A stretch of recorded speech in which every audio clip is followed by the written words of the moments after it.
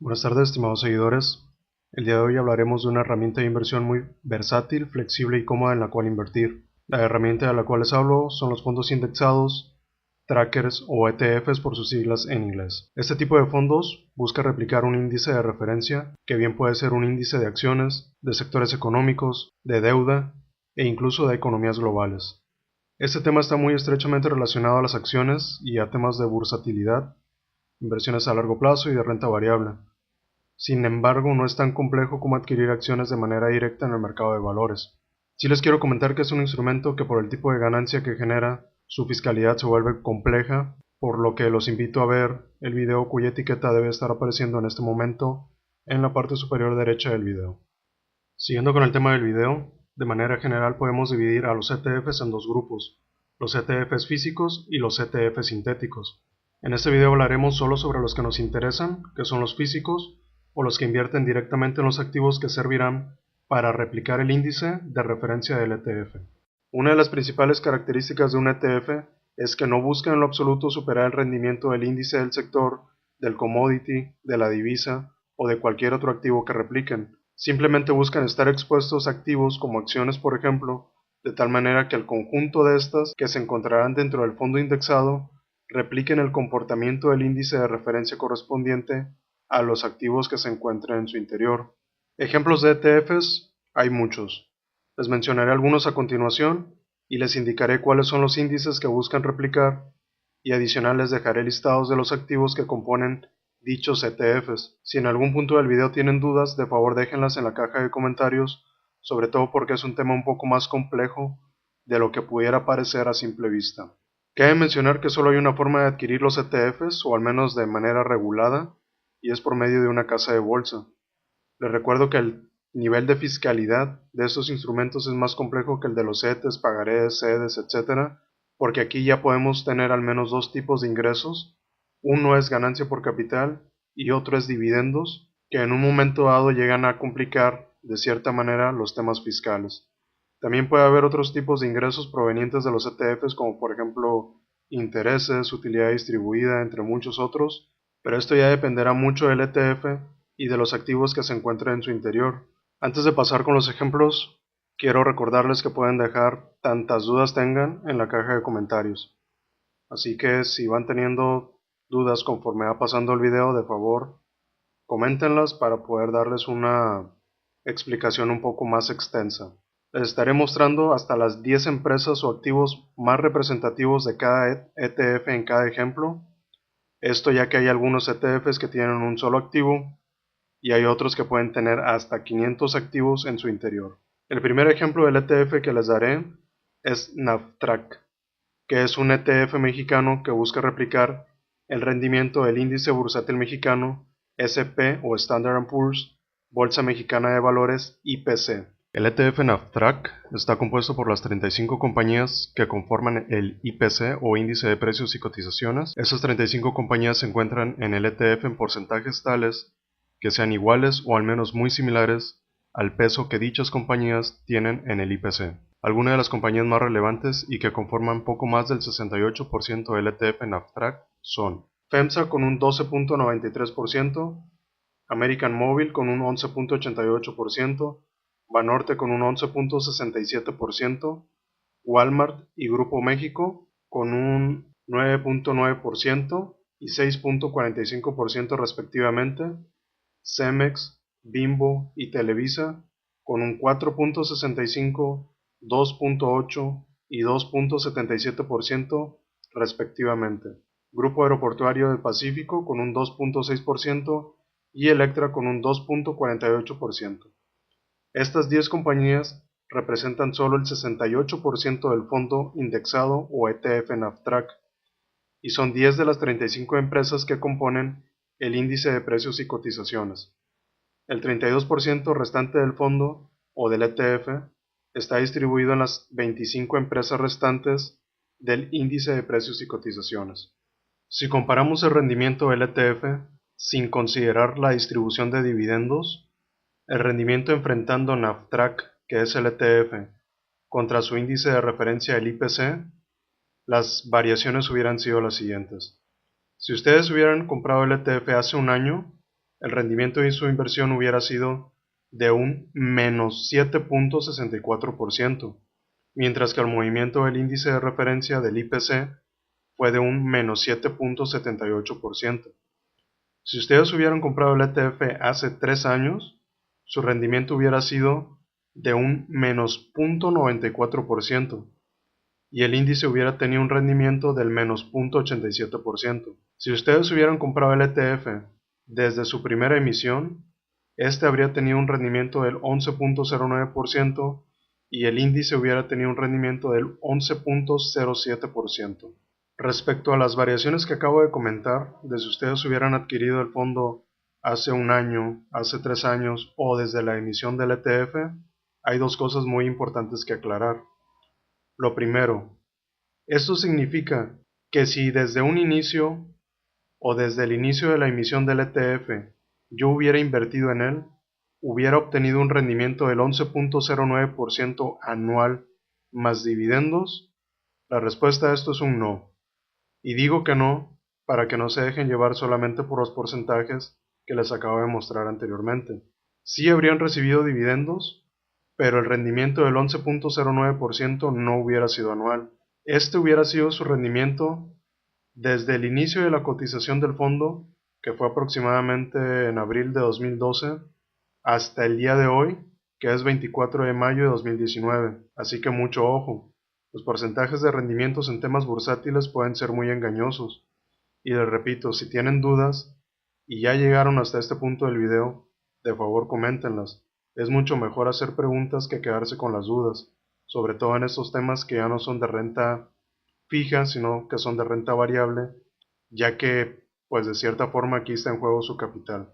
Así que, de favor, nuevamente les insisto, si tienen dudas tanto en conceptos o en lo que voy explicando, de favor váyanlo comentando en la caja de comentarios. Lo segundo que también es importante aclarar es que NAFTRAC replica el índice bursátil mexicano y no siempre va a tener rendimientos negativos y tampoco siempre va a tener rendimientos positivos, ya que estos rendimientos se mueven de acuerdo a la perspectiva económica del país y cómo esta perspectiva afecta la rentabilidad de las empresas. Incluso si las empresas del ETF tienen problemas, independientemente de la perspectiva económica del país o incluso de la perspectiva económica global, y si estos problemas se ven reflejados en la cotización de las acciones de las empresas que componen el ETF, esto va a afectar directamente al fondo indexado, no tanto como si solo tuvieran acciones de esas compañías en problemas, pero de todos modos afectará el ETF en la proporción que dichas compañías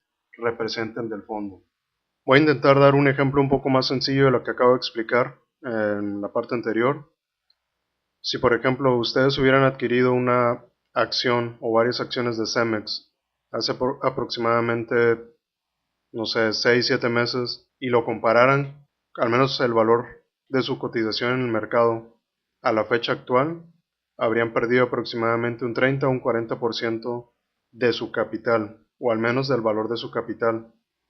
Si se dan cuenta y regresan un poco el video, Cemex es una de las acciones o una de las empresas que se encuentran dentro del ETF.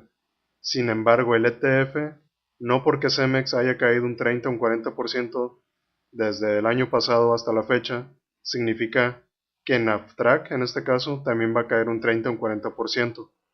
Esto se debe principalmente a que Cemex representaba, si no mal recuerdo, un 2% únicamente del 100% del fondo.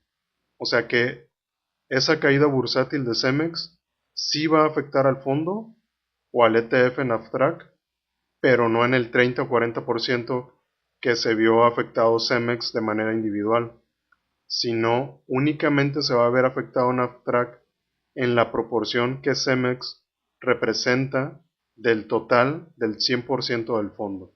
Pasando a otros ejemplos, también podemos hablar del ETF IVV, que busca replicar el índice S&P 500 o Standard & Poor's 500 de Estados Unidos.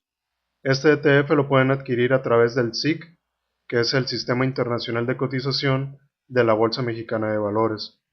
Este tema del SIC es algo que vamos a tocar más adelante, sin embargo por el momento únicamente les comentaré que en específico este ETF u otros ETFs internacionales o incluso acciones internacionales se deben adquirir a través del SIC. Cuando ustedes vayan, aperturen, o si es que ya aperturaron un contrato en una casa de bolsa, no tienen que hacer ninguna gestión adicional.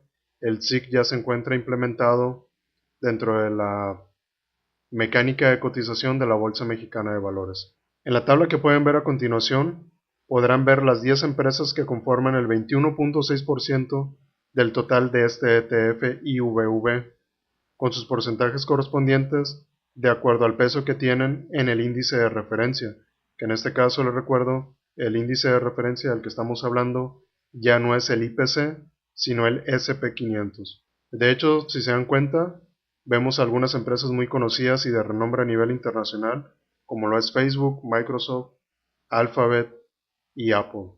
Para este caso no haremos la comparación contra el rendimiento, sino directamente en la cotización que ha tenido tanto el índice SP500 contra el ETF IVV. Estas gráficas que les voy a mostrar a continuación, o que ya les deben de estar apareciendo en este momento, las pueden encontrar de manera gratuita en Google, ingresando en el buscador, en el apartado de finanzas. Ahí van a poner el nombre de la compañía o de preferencia el ticker. El ticker es o son las siglas que representan o que le dan un nombre a la acción de acuerdo a la compañía emisora de dichas acciones. En esta parte de Google de finanzas también pueden encontrar índices, también pueden encontrar ETFs, dependiendo de qué sea lo que están buscando. Como podrán observar, tanto el ETF, IVV y el SP500 siguen prácticamente las mismas tendencias a lo largo de los últimos 5 años. Los valores que ven en el índice son los puntos actuales del índice y el valor que ven en el ETF es su precio de cotización actual. Para no hacer comparaciones o análisis únicamente con acciones, ahora vamos a tomar otro ETF. En este caso es el ETF VWO, que es el ETF que intenta o busca replicar el índice general o el índice global de los mercados emergentes. En este caso no vamos a mostrar las acciones que lo componen, ya que vimos ejemplo de esto en los dos ETFs anteriores. Lo que sí vamos a hacer es ver su composición por país, que es la información que deben de estar viendo en este momento, en donde prácticamente un 25% corresponde a Hong Kong, un 48% es de otras regiones asiáticas, África está representado por un 6% y América por solo un 11%.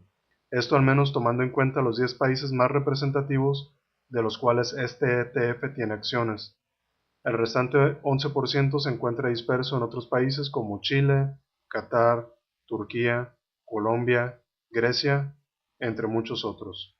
Este otro ETF y último ejemplo que les daré, sin embargo, les dejo este pequeño comentario. Si ustedes ya tienen algún ETF en el cual estén interesados y si gustan que hablemos de él o que expliquemos o que veamos de qué está compuesto, cuáles son sus ventajas o desventajas, igual también déjenlo en la caja de comentarios para considerarlo para un futuro video. Este ETF únicamente lo estoy poniendo para que vean que existen ETFs para prácticamente todo.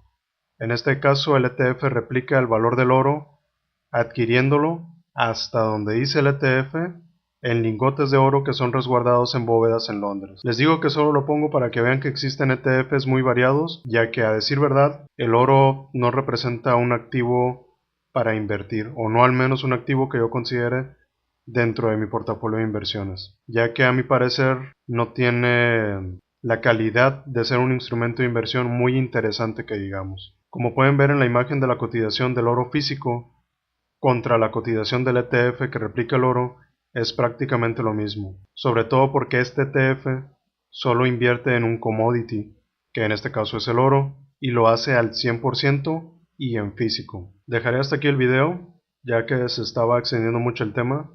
El video de la próxima semana será la segunda parte de este video y hablaremos de algunos aspectos de los ETFs, como por ejemplo riesgos, pros, contras de los ETFs, entre otros puntos que me gustaría tocar y dar mi opinión personal del por qué, aun siendo una herramienta de inversión muy atractiva y versátil, yo ya no la utilizo, al menos no como lo hacía antes. Como siempre agradezco su tiempo y el apoyo al canal. Si conocen a alguien que esos temas le puedan ser de interés o de utilidad, No duden en invitarlo al canal, como siempre sus comentarios van a ser bienvenidos. Intenté usar la menor cantidad de tecnicismos posibles, pero si hay algún término que desconozcan, no duden en preguntar o incluso preguntar de cualquier duda que tengan.